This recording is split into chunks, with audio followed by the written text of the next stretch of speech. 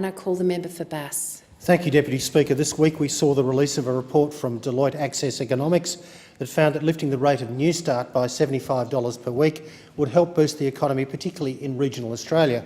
This report was commissioned by the Australian Council of Social Service, which described the current rate of Newstart as a national embarrassment.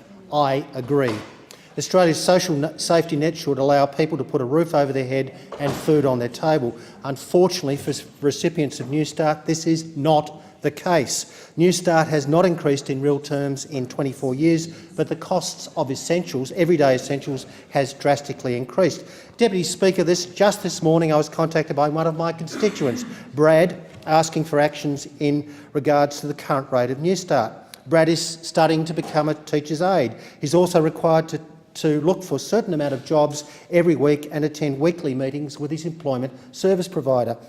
Brad has been telling me about the struggle he faces to manage on Newstart, and I quote, "Because prices keep going up and we keep getting the same amount of money, it makes it really hard to live. I would be more inclined and motivated to work and look for jobs if I knew there was food in my belly and at home in the cupboard and all my bills were paid," he said. Almost all of his payment goes to rent and to his electricity. Often he goes without meals because he simply cannot afford otherwise. Brad tells me how difficult it is to find the motivation to look for work and to keep up with his studies whilst facing constant financial stress. It's clear from Brad's story, Deputy Speaker, and others like it, that the current system is simply not working.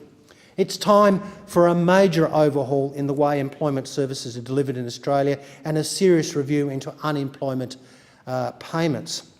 I note my Tasmanian colleague, Senator Abetz, has called for a reintroduction of the Green Army program, supposedly to address unemployment and in particular youth unemployment in Tasmania.